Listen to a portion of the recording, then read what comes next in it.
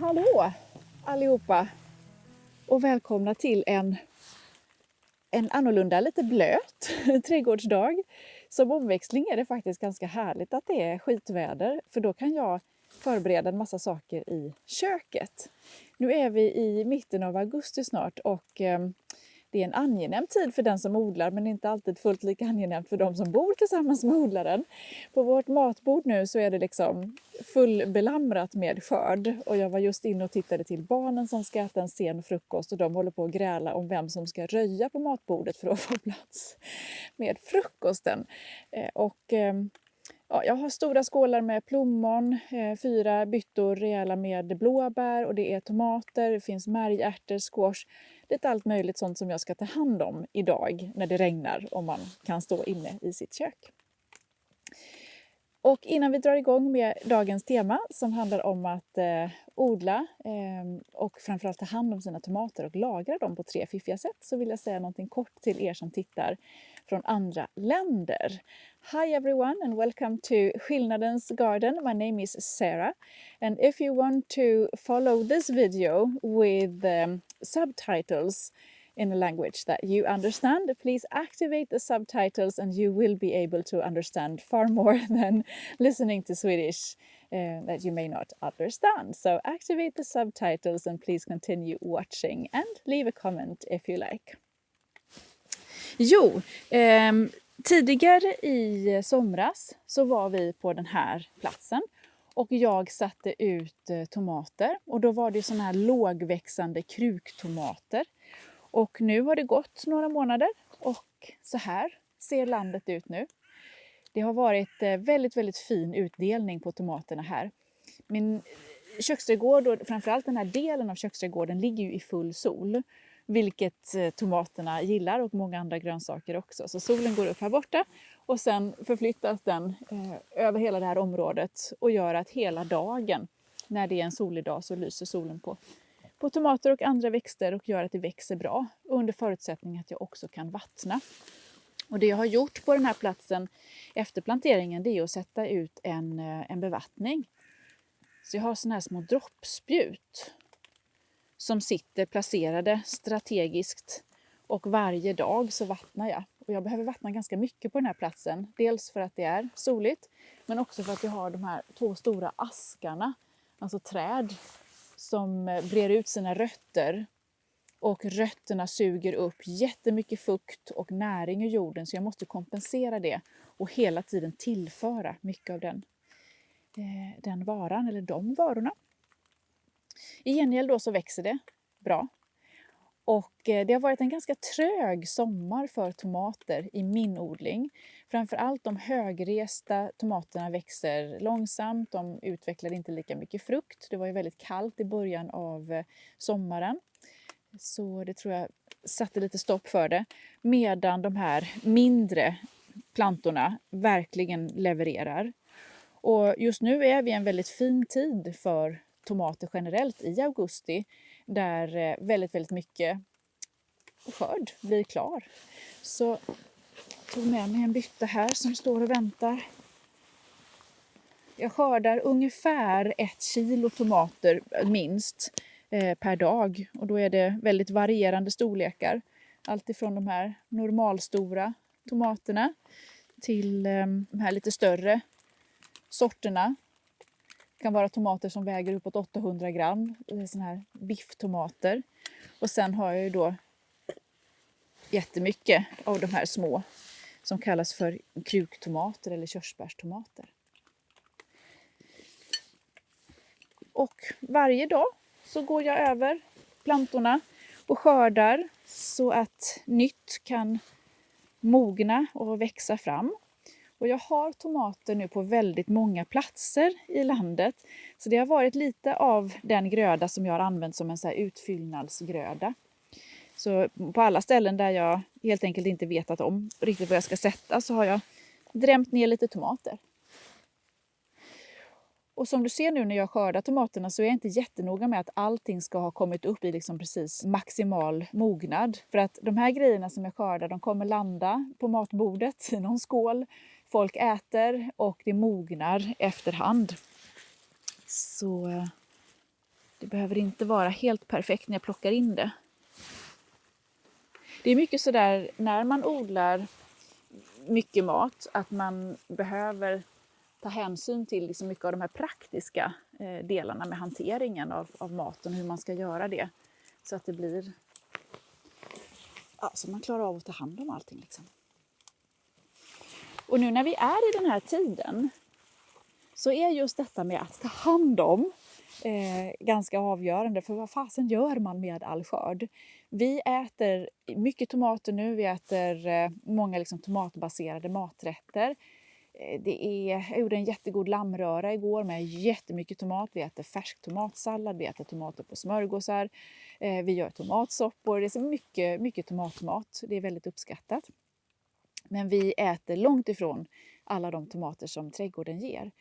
Istället så gör jag liksom olika typer av insatser för att lagra mina tomater så att de räcker under lång tid. Och det tänkte jag att vi skulle prata lite grann om hur man kan göra det när man har mycket tomater.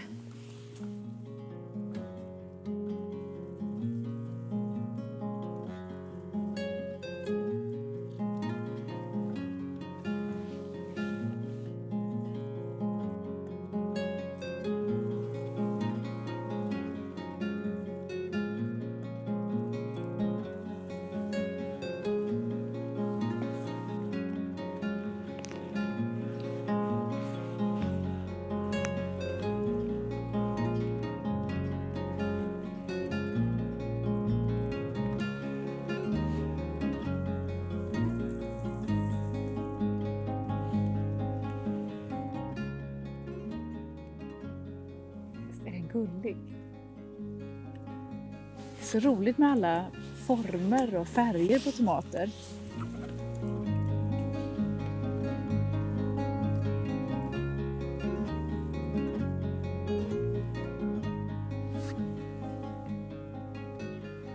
Det här med att skörda lite grann varje dag kan ju tyckas jobbigt kanske.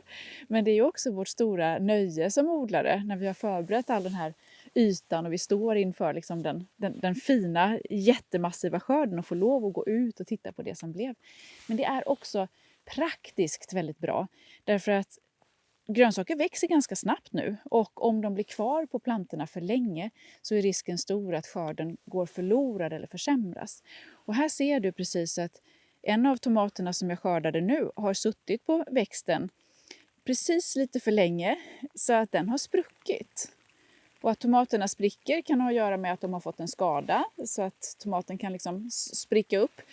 Kan också bero på att man har vattnat väldigt ojämnt.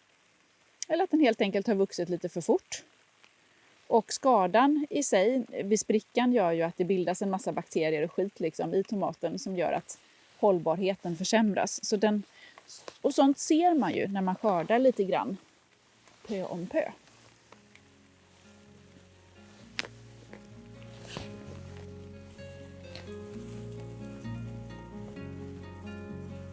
Konsig.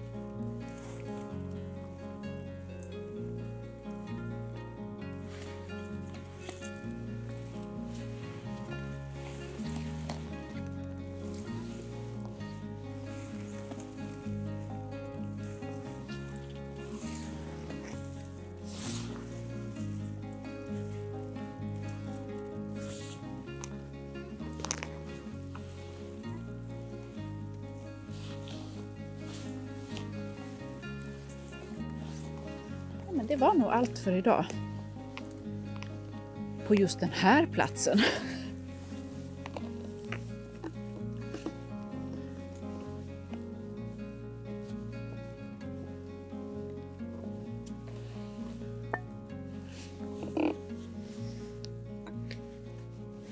Så. Får jag gå resten av tomatrundan lite senare. Jag har ju tomater dels i det här området. Så jag har missat några där i kompostlådan. Jag har tomater i mittenkvarteret. Jag har tomater i bägge mina tunnelväxthus och i pallkragar utanför. Så att sammantaget blir det en hel del skörd faktiskt. Och som sagt har jag tomater i många olika storlekar. Och för mig är det jätteviktigt att lagra så mycket som möjligt av just tomaterna. Tomater är ju en gröda som är lätt att odla, hyfsat lätt att odla i alla fall. och att lagra. Och det är en väldigt trevlig gröda att ha mycket hemodlad av, eftersom de importerade tomaterna lämnar en hel del att önska, både smakmässigt och också det faktum att det är en gröda som är väldigt hårt besprutad och transporterad långa sträckor. Så tomater är verkligen någonting som jag månar och har mycket av själv.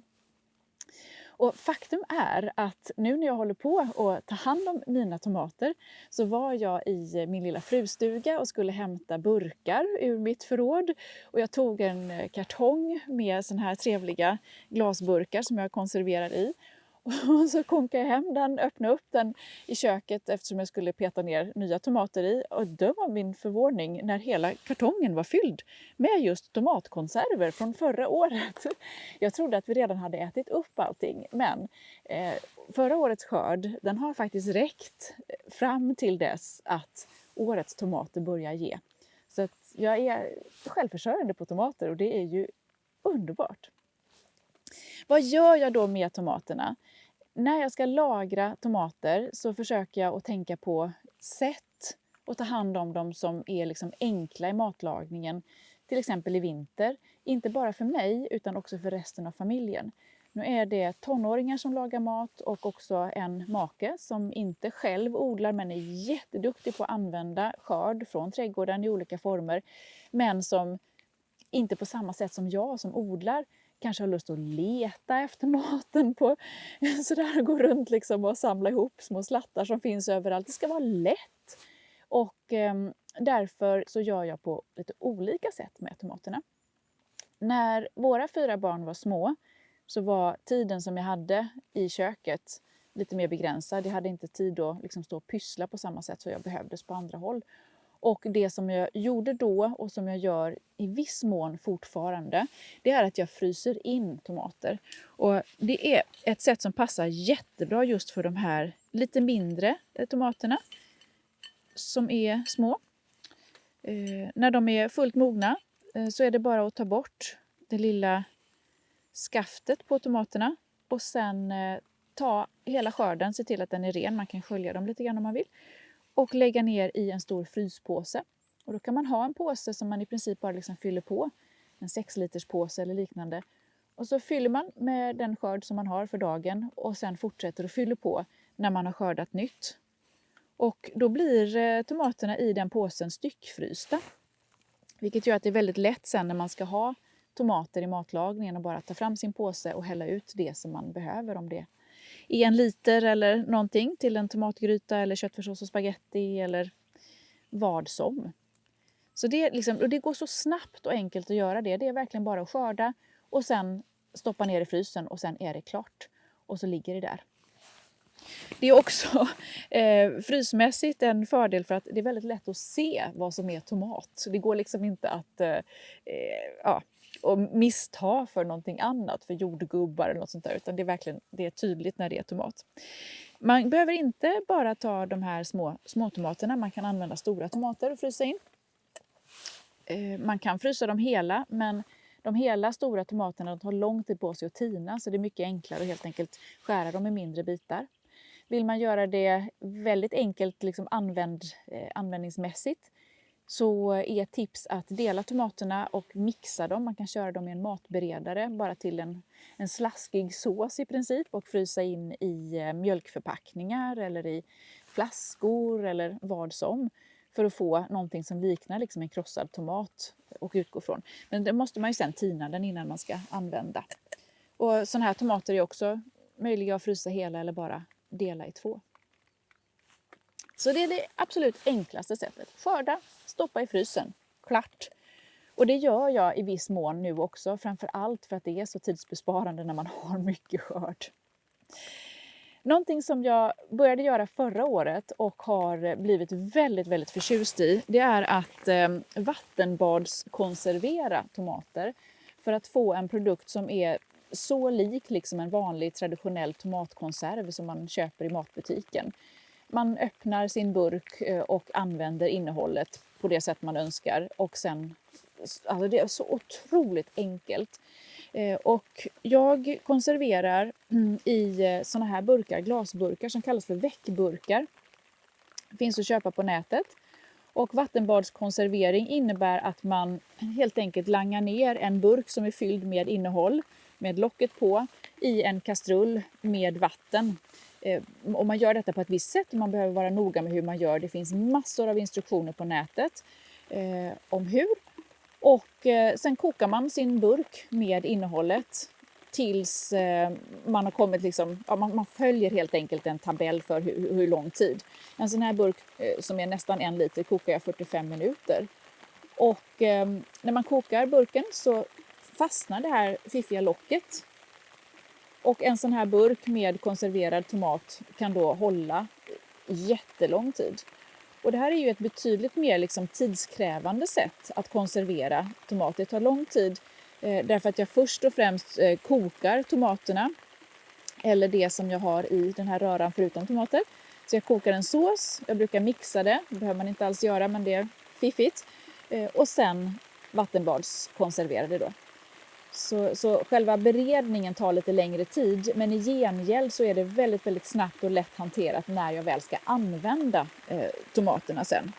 Och framför allt när mina familjemedlemmar ska använda tomaterna. Nu låtsas jag som ingenting här fastän det börjar spöregna. Så att vattenbadskonservera passar perfekt nu när jag har lite större barn som inte kräver lika mycket tid och passning. Då kan jag hålla på och pula med det. Sen gör jag en annan sak med tomater som jag själv tycker är väldigt, väldigt gott. Som inte är lika användbart och som inte är lika uppskattat av alla i familjen. Men som för mig innebär en jättefin guldkant på tillvaron. Jag fullkomligt älskar mina torkade tomater. Och det är ju en väldigt dålig dag att visa torkade tomater på eftersom det blev plötsligt väldigt blött. Men torkade tomater, det gör jag i min torkapparat. Så att jag har en sån här mattork. En lite mer avancerad variant än de vanliga som kallas för svamptork och bärtork. Så jag har en rejäl apparat med 9 stycken torkollor som det heter. Och luft som cirkulerar. Jag kan ställa temperaturen, kan ställa tiden. Alltså det är en skitbra apparat. Och då brukar jag fylla upp antingen med såna här mindre tomater som jag delar i halvor eller i kvartar. Och lägger på det här nätet som kallas för en torkolla i maskinen. Och sen sätter jag temperaturen till 50 grader. Det motsvarar ungefär 122 grader Fahrenheit. För det här är de temperaturerna på just den här maskinen. Man kan också ta större tomater som man delar i skivor till exempel och lägger ut. Och sen torkar jag det. Det tar ganska lång tid att torka tomater tills jag har fått en konsistens som jag tycker är bra. Jag vill att de ska vara lite sega, inte knastertorra. Man kan torka dem knastertorra och göra ett pulver och såna här grejer också. Men jag brukar tycka att det är gott när de är lite sega. Och när de är torkade sen så kan man förvara dem i glasburkar. Och de håller sig jättelänge. Jag ska se om jag kan pilla upp någon här. Det är lite skydd av mina kläder om ni kommer närmare. Är ni med? Så här ser de ut. De har ju inte alls samma flådiga färg som de man köper i matbutiken. Men det här är äkta vara. Så det här är en tomat från förra året. En sån här liten körsbärstomat. En halva. Och den är inte knastertorr utan den är lite så här seg. Och den är jättegod. Mycket tomatsmak. Och har en sån här lite sötman. Men också det lite syrliga. Så himla gott. Varje år i sociala medier när tomatskörden är igång så ser jag dessvärre folk, nybörjare ofta, som har tänkt att soltorka tomater. Och jag har också gjort det. Och jag vill starkt avråda alla tomatodlare från att soltorka sina tomater. Det passar att göra i klimat som är lite annorlunda än vårt. Symboliskt bra att prata om det idag. När man soltorkar tomater så behöver man ha en konstant värme. Och det behöver vara torrt. I vårt klimat, nu när tomaterna mognar, så må det vara en jättevarm och fin dag med mycket sol när man skördar och bereder sina tomater och lägger dem utomhus eller på en veranda eller något liknande inomhus för att just torka liksom i rumstemperatur eller utomhustemperatur. Men det som händer nu, det är att det blir mycket svalare på nätterna. Och när temperaturen diffar så blir det också fuktigare sen på nätterna. Och det gör att det tar väldigt lång tid för tomaterna att torka. Och med största sannolikhet så hinner tomaterna ruttna eller förstöras på andra sätt. Inte minst så kommer ju många insekter och bakterier till de här snittytorna. Och tomaterna blir jätteäckliga och helt obrukbara. Så att undvik gärna det och satsa på att köpa en maskin där du kan torka tomaterna istället. Hur använder jag de här torkade tomaterna? Jag tycker det är jättegott att använda när jag gör gratinerade smörgåsar till exempel. Eller att hacka i en god sås som lite smaksättning. Eller att ge som en liten twist om man gör en tomatsoppa eller någonting annat. Att man vill ha lite av den andra smaken som de torkade tomaterna ger. Plus att de är väldigt, väldigt goda att bara äta som ett litet snacks. Och ett lyxtips, det är ju att lägga sina tomater i ett gäng timmar i lite god olivolja eller rapsolja.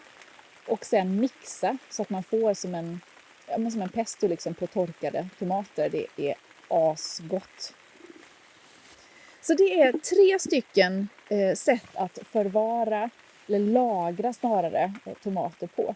Och sen har vi det mest uppenbara som jag inte har nämnt som kan bli ett bonustips. Och det är att det går att förvara en del tomater i rumstemperatur. Och de tomatsorterna kallas för pianolotomater. De har ett kraftigare, tjockare liksom skal, ett yttre skal. Som gör att de kan ligga i rumstemperatur i många månader. Det går inte med de vanliga tomaterna utan det här är speciella tomatsorter som används. Och jag har inte de tomatsorterna hemma i år. Man kan eftermogna sina tomater, att man plockar dem gröna och sen låter dem mogna i rumstemperatur i både mörker och i ljus beroende på. I mörker tar det längre tid för dem att eftermogna och det gör ju också då att man kan se det som en viss typ av liksom lagringstid så. Men det är ju ingen typ av konservering eller att man bevarar dem för så väldigt, väldigt lång tid. Tomater, mycket, mycket odlingsvärt, gott användbart. Så odla mycket tomater, ta hand om skörden. Njut av de färska i första hand såklart. Men om du får mycket tomater över som du vill lagra på något sätt så har du alltså möjlighet att frysa, att konservera dem på olika sätt. Och jag konserverar alltså nu med det som kallas för vattenbadskonservering i en burk och konserverar då som sås eller som liksom hackade tomater som har kokats så. Och sen torkar jag en hel del också. Det är 3 sätt att lagra tomater. Hoppas att du har nytta av att veta lite mer om detta. Nu ska jag ta en snabb runda till övriga delar och skörda resten av tomaterna. Så ska jag gå in och ta hand om dem sen. Och det glömde jag säga en liten sak också. Att vi är ju en stor familj och vi gör av med jättemycket tomater ju. Och när jag gör de här såserna som jag antingen fryser in eller konserverar då i de här burkarna. Så brukar jag faktiskt dryga ut min skörd med squash. Så att jag fyller upp nästan en hel kastrull med tomater. Och sen langar jag i jättemycket squash i resten. Och jag gör samma teknik där om jag bakar alltihop i ugnen också i det som kallas för skillnadens snålröra. Som vi kan länka till här i inlägget också. Som alltså är en ugnsbakad variant av sås. Och där plöjer jag ner massor av squash. Så jag ska ta en squash på vägen och så fortsätta skörden i regnvädret. Och sen njuta av en dag i köket. Tack för att ni har följt med mig i trädgården idag. Glöm inte att kika efter nyheter, nya inlägg och tips på www.sarabackmo.se där jag bloggar från min trädgård. Må gott allihopa! Hej då!